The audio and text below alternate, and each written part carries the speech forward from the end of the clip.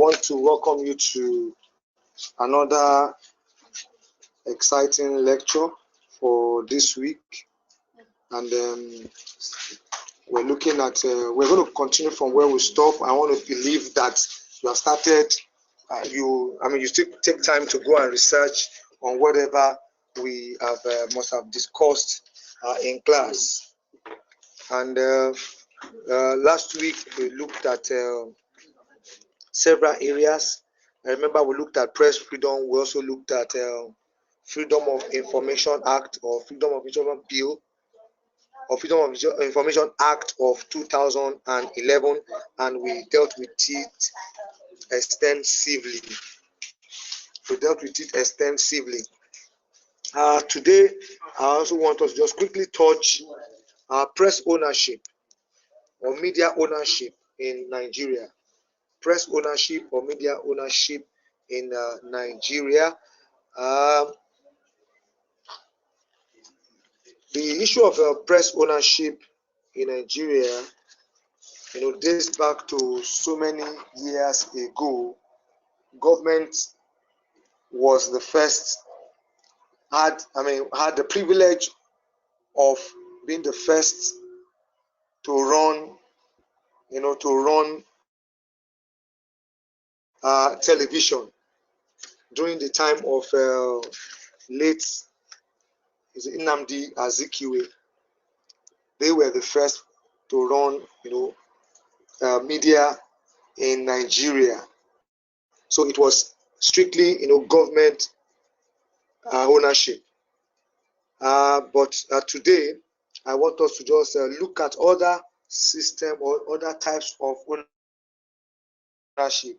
I remember back then too, we also used to have a newspaper called, the first newspaper then was called Iwe Iroyin. Iwe Iroyin was then the first newspaper, and then it was a newspaper that carried information about everything being done, in the West. So a press can be established by government at different levels, like in the case of Nigeria at the federal level.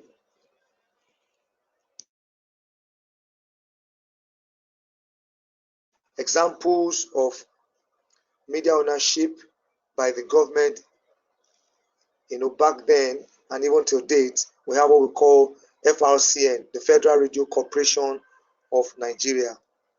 We have Voice of Nigeria, VON.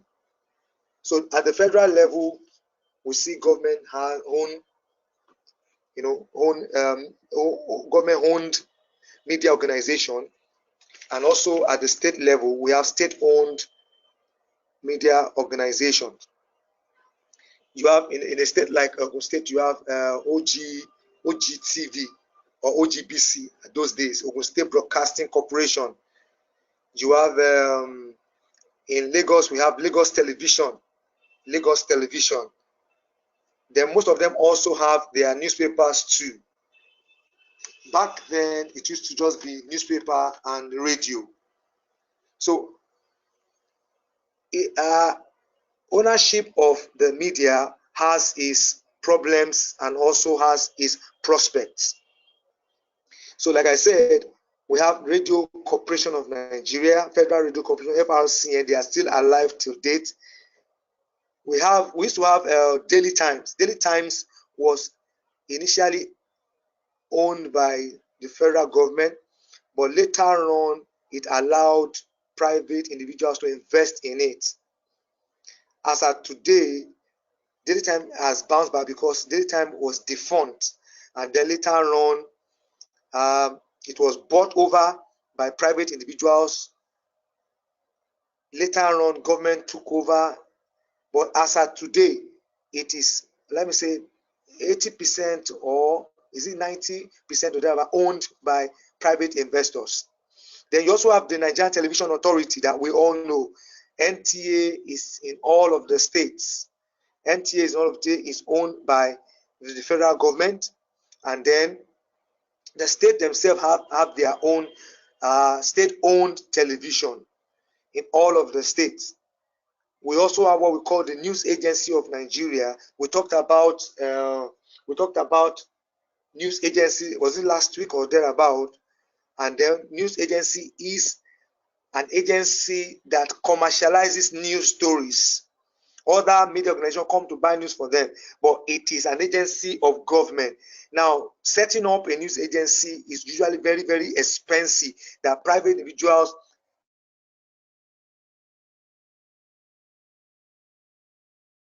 most especially in Nigeria, cannot afford to start. But outside of Nigeria and other climes in Europe, news agencies are run by private individuals. But for now, we just have NAN, which is run by the federal government. Now, press can also be established at the state and local government levels. That includes all the state government-owned newspapers and radio and television stations. Example, like I said, include LTV8. You have Echo FM owned by Lagos State. You have Radio Oyo. You have OGTV. You have OGBC. You have IMTV. That's Imo State. And amongst all like that. So all the government-owned radio and television stations and newspapers are the mouthpieces of the various governments. They are not just merely owned by government, but are vigorously controlled by the various governments. So they have their prospects and they have their problems too. Then we have what we call private ownership. Private ownership, these are media houses that are individually owned. Now, the first private owned media organization in Nigeria is that of AIT and Ray Power, that is owned by Chief Raymond Dokwesi, before other television stations also began to operate. So at the outset of media operation in Nigeria, every ownership and control was solely in the hands of the government. But as the years went by, a window of opportunity was open for private individuals to also come into this space, to come and own the media. So when we talk about private ownership, these are media houses that are individually owned. They are non-government operations. Which are mainly supported and financed by private individuals or private or group of private.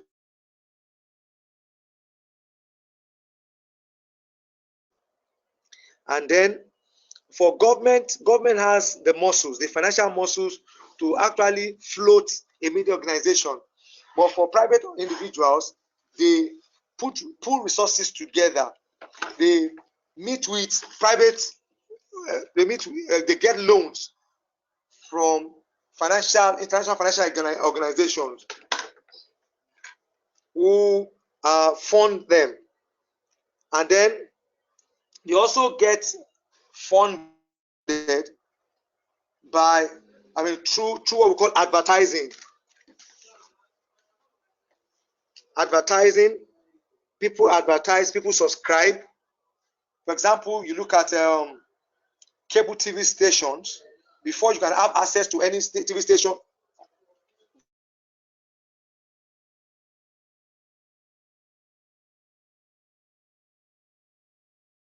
you can have access to any TV station, you have to subscribe.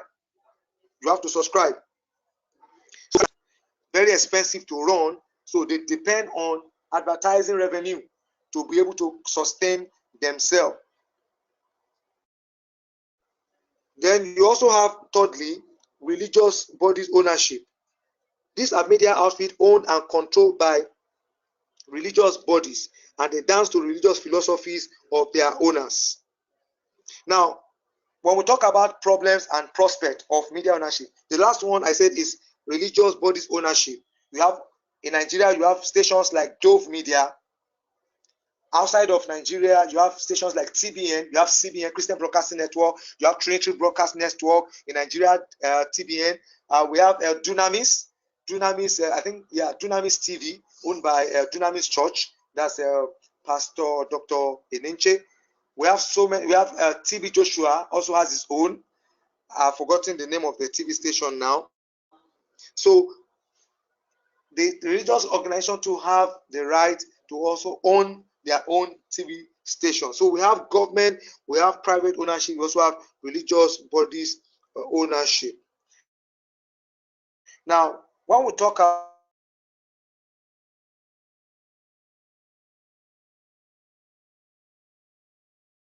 can likely come up in any of this type of ownership.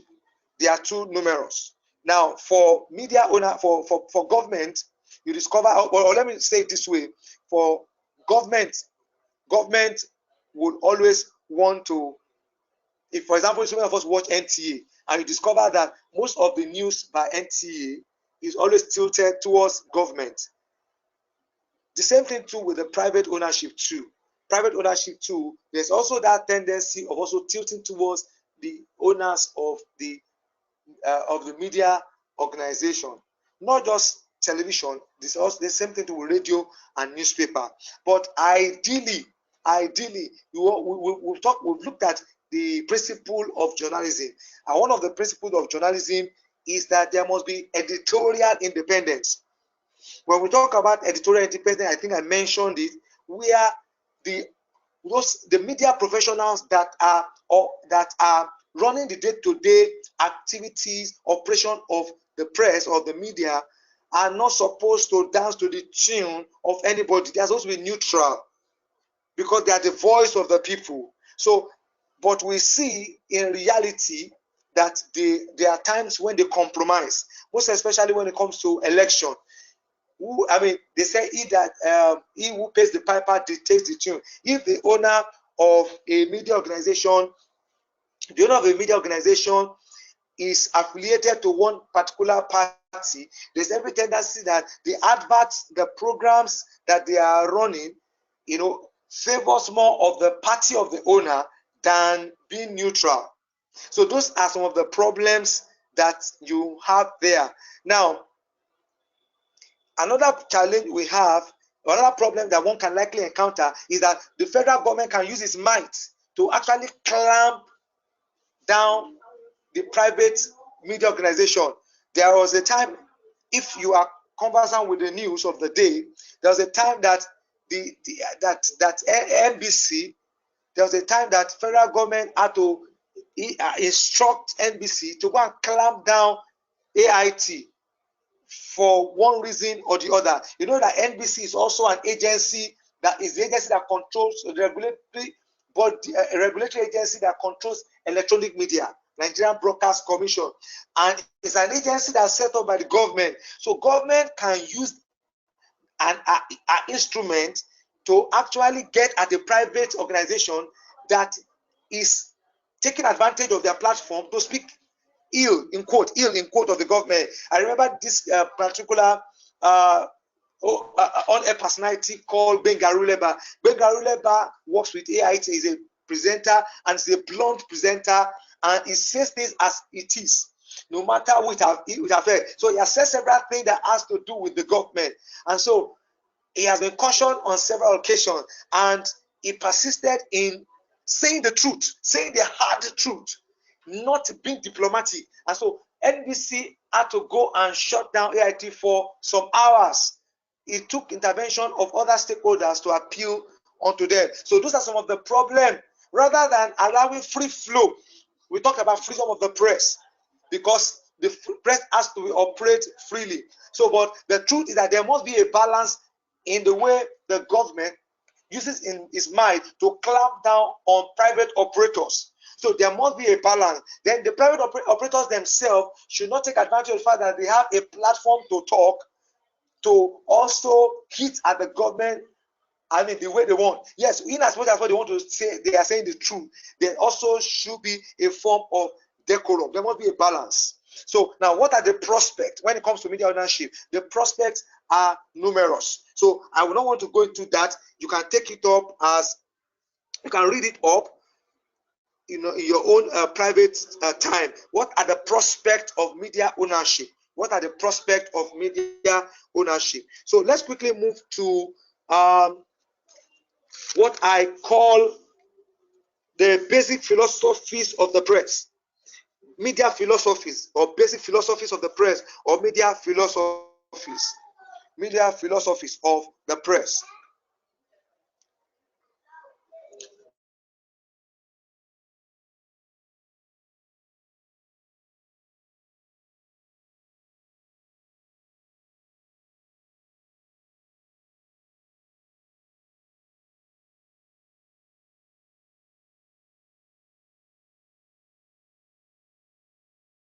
media philosophies of the press.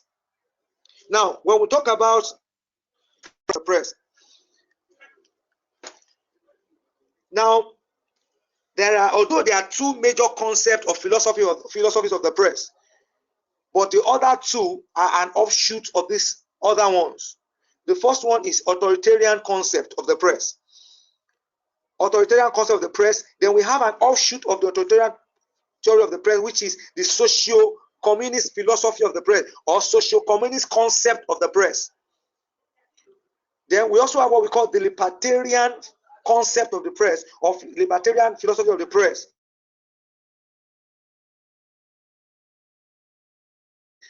And the offshoot of that is the social responsibility philosophy of the press.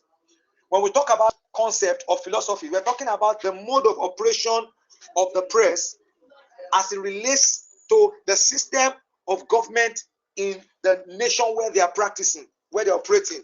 When we talk about philosophies of the press, we're talking about the modus operandi, the system in which the media operates in accordance with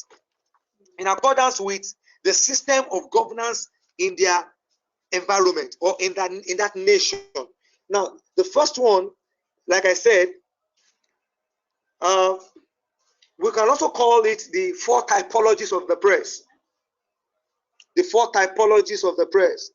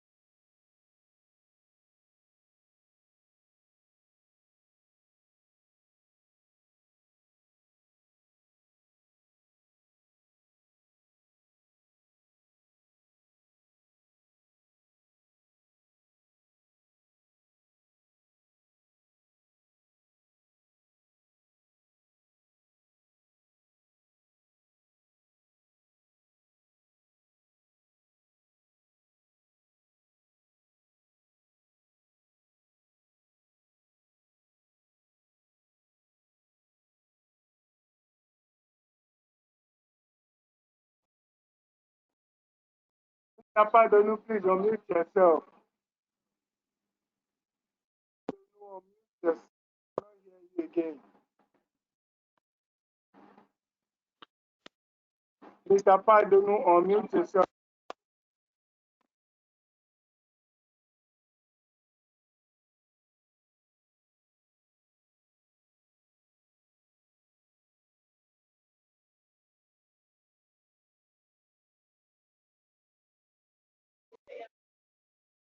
Let's go on.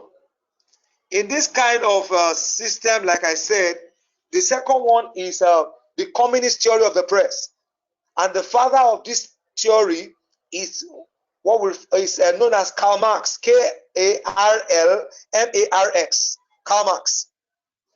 Now, this philosophy exists, and the belief is that the press exists to transmit social policy and not to aid in searching for the truth. I said that the press or journalism exists to unearth, to uncover the truth. But in the communist theory of the press, they are not about searching for the truth, but rather they are also instrument of government, and all they are doing is transmitting social policy. Social policy. We're talking about welfareism. The government in the communist theory is all about the common good of everybody. Welfareism, social policy. So everything that the press is doing is all about transmitting social policy. It's not ready to criticize whatever the government is doing. So therefore, all mass media system under this concept must be owned and controlled by the Communist Party in power. So it's a party system. The communist system is a party system. And now the Communist Party is in power, and only the loyal Orthodox Party members have access to the press. So those who are communist oriented are the ones that have access to the press. So the press is not accessible to everybody except those who are members of that Communist Party. So we used to have China, we used to have Soviet Union, USSR exhibit that kind of system before it became collapsed. So the communist system is no longer existing. But for a long time, China practiced it. For a long time, I think USSR practiced, Soviet Union, they practiced it, and a few other countries like that. Now, the other one is what we call the libertarian concept of the press, from the word liberty. Now, the basic concept here is on libertarianism, liberty. Now, it looks at men as rational people. Remember, we said the first one, authoritarian, sees men as irrational and that they can only be led by the government. That is, irrational there simply means that they cannot think for themselves. Government has to think for them as to what they need to do. They don't see the value of being in the press. That's now in libertarian, it is a concept of the press whereby the government of the day believe that the people can decide themselves, they can reason themselves, they can rationalize things. So this kind of press, it provides freedom of expression. Freedom of expression. It regards the press to act as information links between government and the people. It holds that the press should accept the obligation of keeping the public abreast of government improprieties, that is, government excesses. Under this concept, the press is regarded as the fourth estate or the front branch of government. So the libertarian concept of the press is what is being practiced mostly in democratic environment like Nigeria, US, UK, and also other countries like that. So they practice the libertarian concept of the press. So it's a concept that allows the press to operate freely, allows the government, allows the press to be the fourth estate, that is the fourth arm of government. We've always talked about the fourth arm of government in class. So please take note of that. Then the last but not the least is what we call the social responsibility theory of the press.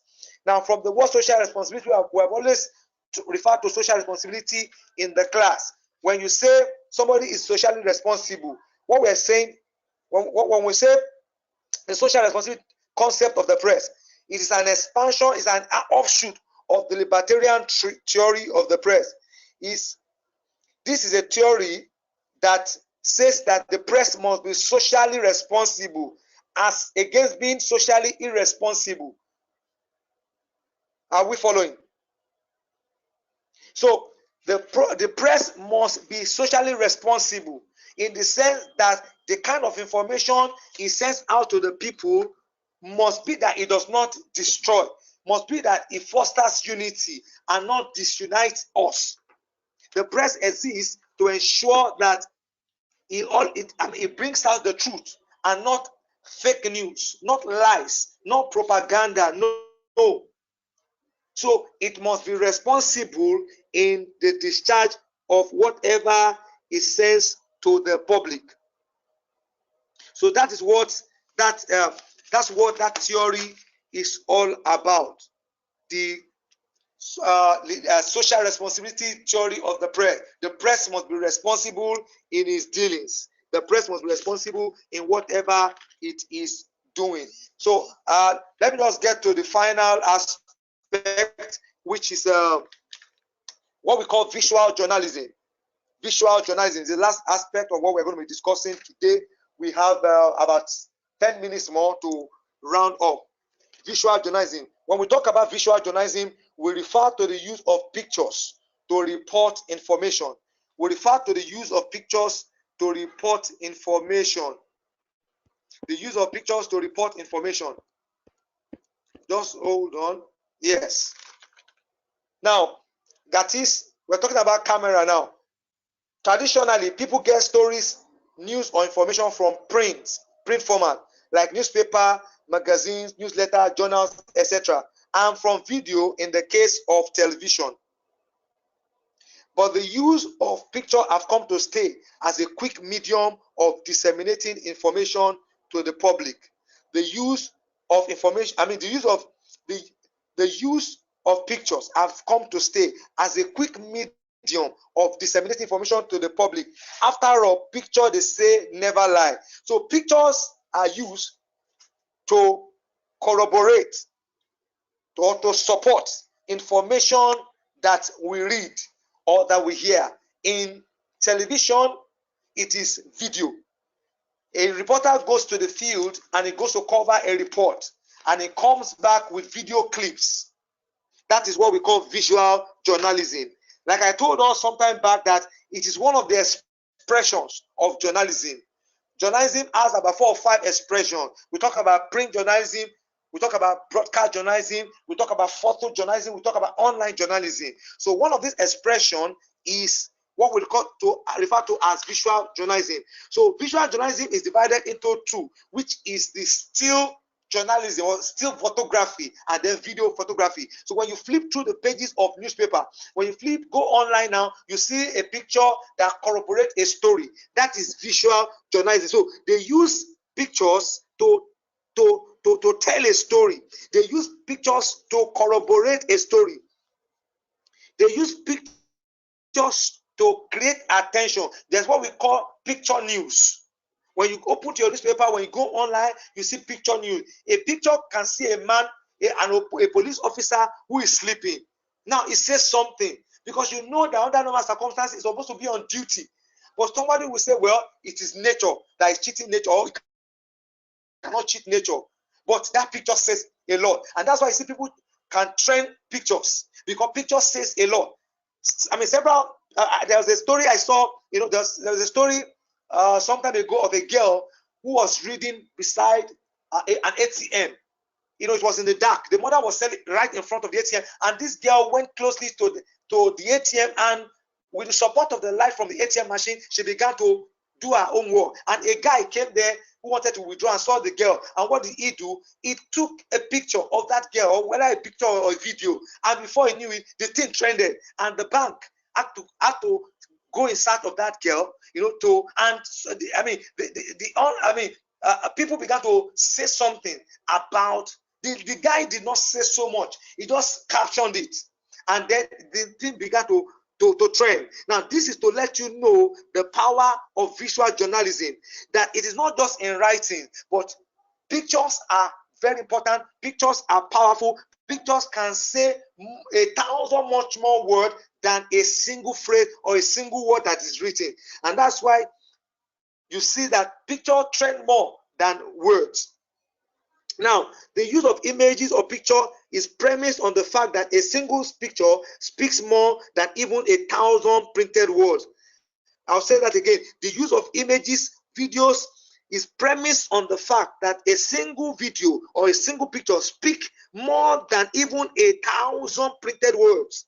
Now, visual journalism is divided into two. I said photo news and video news.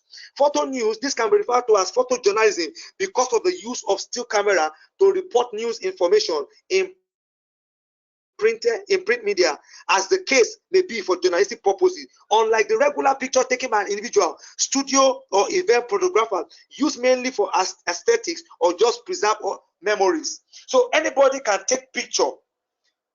So when somebody goes to a studio and takes a picture, and that picture is not saying anything, but the only way you can differentiate between a picture that is taken in a studio and a picture that is taken at a scene of an event or a news item is the way it is taken, because it speaks a lot. It speaks a lot. It speaks a lot. There's an action to it. And that's why when you see photojournalists go for event and they snap top personalities, they caption it to let you know that this event took place so and so. So in journalism, especially in print media, pictures are used to tell meaningful stories. At most events, they are referred to as what press photographers or photojournalists. At major events, you see a reporter, then you see a press photographer. Although these days we see them do the two. You see somebody who covers a story, and then also the person also reports, also writes a story. But you see stand-alone press photographer, or you refer to them as what we call photojournalists. They attend newsworthy events to get photo news and eventually report them to the public. Okay, so video news reports. Now, this can be referred to as video journalism or reporting because of the use of an equipment called video camera to report news or information, as the case may be, for journalistic purpose. The use of video camera is relevant in television news production. The use of video camera is relevant in television news production. The camera is mainly handled by trained personnel known as press cameraman. A press cameraman. Remember the first one I said, a press photographer or a photojournalist. But if it's from a TV station, you refer to them as a press cameraman. The use of video in news television production has given credibility to reporting. Now, it's what I said. I said it corroborates reporting. So the other word is credibility. So it gives credibility to your reporting. As journalists may report directly from the scene of an event, known as outside broadcasting, or pre-recorded and shown at a later date. So video and photo news are easy ways of saying it in split second. So what you want to say in about 30 minutes, in about 10-20 seconds, the video and the picture have said so many things. I've concluded all that you need to say. So I want you to this Mr. Padono, please time up. night, watch any of the video, watch any of the news and do like a summary of a news. I send it to my mail. Watch any video, any news today. Watch any news today, or any news between now and the next class, and give a summary. Watch the video, tell me how many seconds the video played, and then give a summary. Tell me the station where you watched it. Tell me the station where you watched, tell me the news item, and then, yes, I'm rounding up. Tell me the news item, then you send it to my email. You already have my email. So we'll meet next week, Friday, by God's grace. Have a lovely weekend.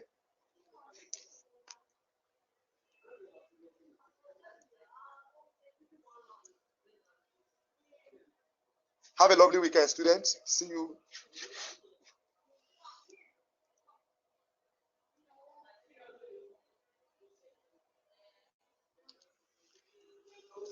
So we have characteristics of visual reporting. There are several characteristics of visual reporting. There are few characteristics of visual reporting. Reports are believable because of the visual. Report can be streamed live as they happen. Visual can serve as proof of eyewitness account. Visual report of news pertaining to environment can elicit quick response for authorities. Report can be captured and recalled later for news features. I'll quickly run through that. Characteristics of visual reporting. Reports are believable because of the visual. Reports can be streamed live as they happen. Visual can serve as proof or eyewitness account. Visual report of news pertaining to environment can elicit quick response from authorities. Report can be captured, recalled for later use or for news features. So we continue with the characteristics of visual reporting or visual journalism by next class. Thank you very much.